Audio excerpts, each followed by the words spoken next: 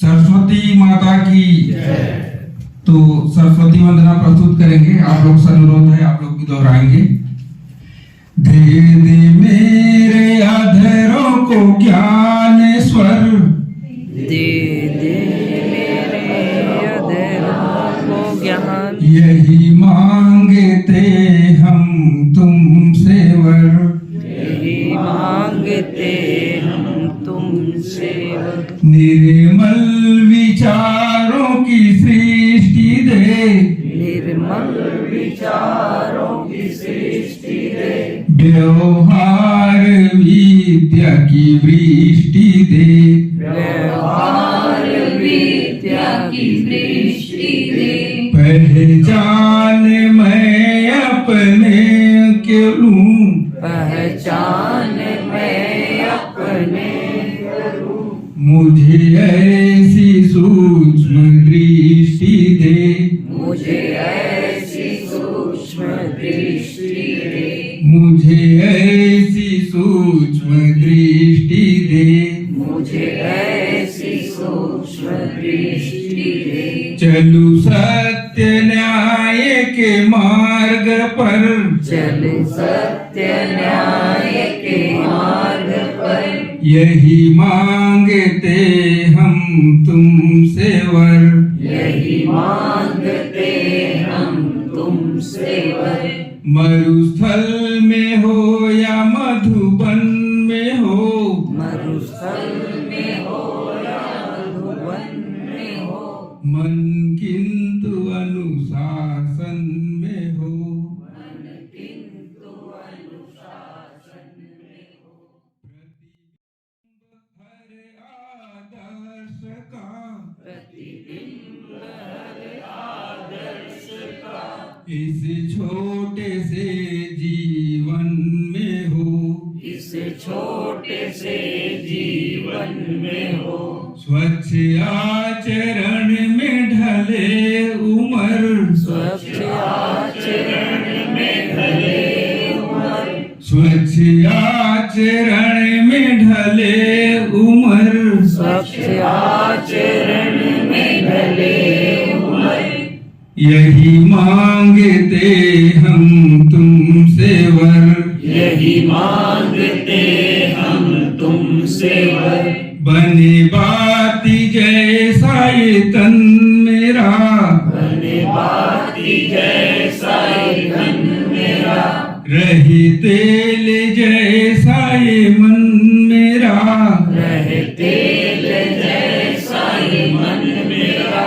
जलूं और जग को प्रकाश दूं, जलूं और जग को प्रकाश दूं।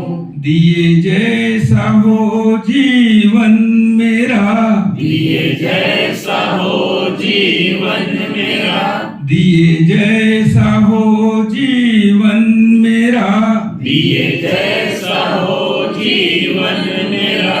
यही मांगते हम तुमसे वर, यही मांगते हम तुमसे वर। दे दे मेरे अधरों को ज्ञानेश्वर, दे दे मेरे अधरों को ज्ञान स्वर, यही मांगते हम तुमसे वर, यही मांगते हम तुमसे वर, यही मांगते हम तुमसे वर। यही मांगते हम तुमसे वर। सरस्वती माता की जय। सरस्वती माता की जय। धन्यवाद। क्योंकि अपनी परिस्थिति उस समय आप किसी को गलत सही नहीं कहते, पर उसको वर्तमान समय के आधार पर संशोधित किया गया और 6 वर्गों में वर्गीकृत किया गया। ये सारी जानकारी हमको जो दी थी मोहंती मैडम कि आपके द्वारा जो बताया गया गाइडलाइन है उसको मैं 110% देने का प्रयास करूंगा, एक एक बच्चों तक पहुंचाने का प्रयास करूंगा, ताकि हमें यह पता चले कि हम एक शिक्षक हैं और हमारा काम सिर्फ पढ़ाना नहीं है, हम राष्ट्र के निर्माता हैं। और एक एक बच्चों को हम बताएंगे कि ज्ञानात्मक क्या है, अनुप्रेरणात्मक क्या होता है, अवबोध क्या है, एक एक को बारीकी से मैं बताने का प्रयास करूंगा। और मुझसे कुछ गलतियां होने की संभावना लग रही है कि मैं जूनियर हूं, कैसे फेस करूंगा, तो मैं नंबर्स मेरे पास है, मैं आप सभी को परेशान करूंगा। Thank you. साथ ही साथ बीच बीच में द्विवेदी सर जो हैं, हम सबका सहयोग उसमें हमको उन सबका सहयोग मिला और हमने शायद काफी अच्छे से इस पर कार्य भी किया। इसके लिए उन सबका धन्यवाद। पर आगे की बात बोलने के पहले मैं सबसे थोड़ा क्षमा भी मांगूंगी, क्योंकि हम सब पॉजिटिव बातें यदि बोल रहे हैं तो सुधार का चांस कहीं पर आता नहीं है। और अपनी बात बोलने के पहले मैं अभी जब सरस्वती वंदना चल रही थी तो उसमें 2 लाइन जो है मुझे काफी अच्छी लगी। रहे बाती जैसा ये तन मेरा, रहे तेल जैसा ये मन मेरा, जलूं और इस जग को प्रकाश दूं, दिए जैसा हो जीवन मेरा। हम सब शिक्षक जो है वो दिए की तरह ही हैं, जो अपने जल जल कर, चाहे हम किसी भी तरह से जलें, बहुत सारी कठिनाइयों का सामना करते हुए भी हम छात्रों को प्रकाश देने का कार्य करते हैं। तो यहाँ पर इस चीज को मैं बोलना चाहूंगी। क्या मैं क्वेश्चन बनाने आ गया? मुझे लॉट्स टू हॉट्स की हो जाना है। लोअर ऑर्डर थिंकिंग स्किल से higher order thinking skill, Bloom taxonomy, Benjamin Bloom 1956 में एक सम्मेलन चल रहा था, उसमें 3 डोमेन दिया था। उस 3 डोमेन में पहला डोमेन पे ही बात हो रही है। जो 2 डोमेन है अफेक्टिव और कॉग्निटिव डोमेन, उस पे बात ज्यादा नहीं हो पा रही है, उसको मर्ज कर दिया गया है। सेकंड डोमेन अफेक्टिव डोमेन है, इसका टेस्ट कैसे करेंगे? तो इसका टेस्ट आप ऐसे करेंगे, आप अपने स्कूल में इवेंट्स करेंगे, करिकुलम जो को करिकुलर एक्टिविटीज है, इसके माध्यम से बच्चे को एंकरिंग करने आता है नहीं आता है? कैसे है? पढ़ गया है, इवेंट्स कराओगे तब आए, प्लेटफॉर्म दोगे तब आए। तो ये चीजें क्यों बोला जाता है कि आप अपने स्कूल में खेल कूद कराओ, सांस्कृतिक कार्यक्रम कराओ, ये कराओ, वो कराओ? इन चीजों से अफेक्टिव डोमेन को आप टेस्ट करते हैं, बच्चे को आ रहा है। कॉग्निटिव डोमेन जो है, वो साइकोमोटर जो डोमेन है, वो आपकी क्रिएटिविटी में आ जाएगा। तो वो सारे चीज एंडरसन क्रोथवेल ने चेंज किया। बेसिकली ब्लूम टैक्सोनॉमी का 6 जो कॉग्निटिव है वही रहेगा, उसका कोई काट नहीं है, विश्व में कोई काट नहीं है। आप चेंज कर दिया अलग बात है। तो एंडरसन क्रोथवेल ने क्रिएटिविटी लेके आया। सिंथेसिस क्या है? ऑलरेडी सिंथेसिस में क्रिएटिविटी है, आपने लेवल ऊपर कर दिया उसका। तो एक क्वेश्चन आप बेस क्वेश्चन लीजिए और उसके बाद कैसे उसको आप एप्लीकेशन में डालते हो, कैसे एनालिसिस में डालते हो, कैसे सिंथेसिस में डालते हो, कैसे इवैल्यूएशन में डालते हो, कैसे क्रिएटिविटी बनाते हो। यदि ये कर लेते हो तो ये आपके लिए एक बड़ी उपलब्धि होगी। और अपने आप में खोजी जो क्या बोले उसको, खोजी जो प्रवृत्ति है टीचर में होना चाहिए। क्वेश्चन करने की प्रवृत्ति टीचर में होनी चाहिए। रियलाइज कर लेनी बहुत अच्छा बोला, बहुत अच्छा बोला, नो। यदि अच्छा बोला तो अच्छा बोला, क्या अच्छा बोला, ये चीज लेके जाइए एससीईआरटी से, तभी आप कारगर एक अच्छा टीचर, आप एक्सीलेंट टीचर आप बन पाएंगे। So thank you. प्रश्न को समझा और उसका आंसर देना समझा तो हम थोड़ा सा और इम्प्रूव कर पाएंगे जी। तो थैंक यू। आज मेरे साथ अक्सर ऐसा, जब भी मॉडल आंसर से बाहर का कोई बच्चा लिखा रहता है, टीचर अड़ जाता है कि मैं नंबर नहीं दूंगा। और जब उस पर मेरी चर्चा होती है कि नहीं आपको इस पे नंबर देना पड़ेगा, ये सही, तो उसके बाद में काफी विवाद होता है। तो मैं चाहता हूँ कि जिस मैडम ने जो बात कही कि मौलिक आंसर, या फिर हमारे सचिव महोदय का भी यही मानसिकता है कि आपने ये बात होनी चाहिए कि अगर बच्चे का मौलिक आंसर है, तो अगर आपके मॉडल आंसर से मैच नहीं भी कर रहा है और वो मौलिक आंसर उस प्रश्न के आंसर को कंप्लीट कर रहा है, तो आप उसको 100 नंबर दें। और ये मानसिकता हमारे सभी शिक्षकों में रहनी चाहिए। ये बात हमारी बात सभी शिक्षकों में जानी चाहिए। धन्यवाद। एक्चुअली में जो परियोजना कार्य है, जिस कॉन्सेप्ट के द्वारा हम लोगों ने रखा था, अब कम से कम मैं 8 या 10 से 2008 या 9 या 10 से लगभग जुड़ा हुआ हूँ।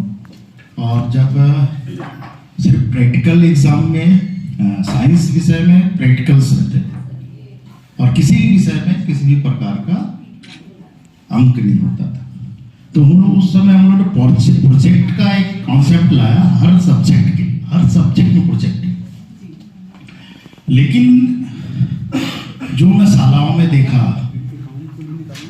या हम शिक्षक साथी उसको ना पूरी तरह से उस भावना को या उस सोच को या उस क्रिएटिविटी को भुला दिया, और आज भी वैसे ही है।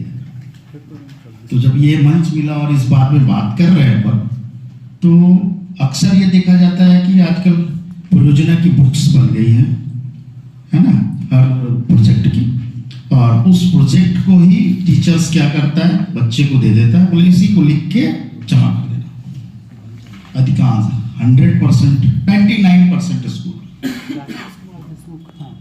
अब उनकी समय की विविधता हो या समय ना हो या वर्कलोड चाहता हो या वो काम नहीं करना चाहते हो, लेकिन प्रोजेक्ट तो पूरा कॉन्सेप्ट खत्म हो गया पूरा। जिस भावनाओं से हम लोगों ने उस प्रोजेक्ट को रखवाया था हर सब्जेक्ट में, तो वो प्रोजेक्ट तो बच्चे करते ही नहीं, वो सिर्फ कॉपी में लिखते हैं, प्रोजेक्ट जमा होता है और वाइवा भी नहीं, बताया कि मैडम वाइवा भी नहीं होता, तो वाइवा भी नहीं होता। तो मेरी दिली इच्छा थी कि जो भावनाओं से हम लोग उस समय सोच कर प्रोजेक्ट रखे थे, अब जब हम लोग फिर से जुड़ रहे हैं प्रोजेक्ट से, तो ये चीज जाए कॉन्सेप्ट शिक्षकों में, हम लोग के माध्यम से बीआरजी को और बीआरजी के माध्यम से टीचरों के पास, तो कि ये प्रोजेक्ट जो है ये नेसेसरी चीज है। और मैं ये को चाहूंगा कि हमारे हर सब्जेक्ट में 4 प्रोजेक्ट्स बनाने रहते हैं, तो 3 नहीं 4, ठीक है।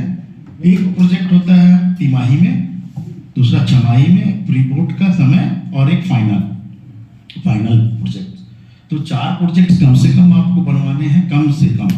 तो वो आपको जैसे पढ़ाई चालू होती है जुलाई महीने ना, वहीं से प्रोजेक्ट चालू कर देना चाहिए, और नवंबर महीने के पहले प्रोजेक्ट कंप्लीट हो जाना चाहिए, बच्चे को बाकी तैयारी करनी है। तो ये कॉन्सेप्ट के साथ में हम लोगों ने हर सब्जेक्ट में प्रोजेक्ट डाला था, और हम लोगों ने अपने आप को हर सब्जेक्ट टीचर्स को इक्वल रखने के लिए, जैसे आप जब पढ़ते होंगे, तो जब आप पढ़ते होंगे तो आपके साइंस टीचर जो है ना स्पेशल होते थे, और बाकी सब्जेक्ट जो टीचर थे वो क्यों बच्चों की नजरों में, क्योंकि वो प्रैक्टिकल्स मार्क्स देते। अब आपको जब ये मौका मिला है तो आप भी उस भावनाओं को पढ़िए और बच्चों से उसका लाभ लीजिए। और लेकिन अभी क्या कर रहे हैं कि हम प्रबोध की कॉपी निकाल रहे हैं, सीखना हमको समय देना है और परीक्षा पैटर्न के अनुसार हम उसको समझ सकते हैं, और छात्रों की जो तैयारी को हम सही दिशा में कैसे ले जाए, ये सारी चीज को हम यहाँ पर ब्लूप्रिंट के माध्यम से बता सकते हैं। हम यहाँ पर यदि बात करते हैं सर ज्ञानात्मक, क्या छात्र को तथ्य, परिभाषाएं, सूत्र, सिद्धांत याद है? यहाँ पर तथ्यों, परिभाषाओं और सूत्रों को याद रखने की जो क्षमता, उसकी हमको जांच करना है। जैसे कि जो ज्ञानात्मक का प्रश्न एक बनाया हूं, साझेदारी की परिभाषा लिखिए। प्रश्न जरूर आते हैं, बच्चे भी बनाते हैं, टीचर भी बना देते हैं, क्योंकि हम पुराना प्रश्न पत्र को फॉलो करते हैं और लिख देते हैं। हमको समझना है कि क्या वाकई में वो प्रश्न ज्ञानात्मक की श्रेणी में आते हैं, क्या बच्चे को उससे कुछ ज्ञान मिल रहा है, वो अपना दिमाग लगा रहा है वहां पर, क्या उससे कुछ नॉलेज मिल रहा है। यहाँ पर साझेदारी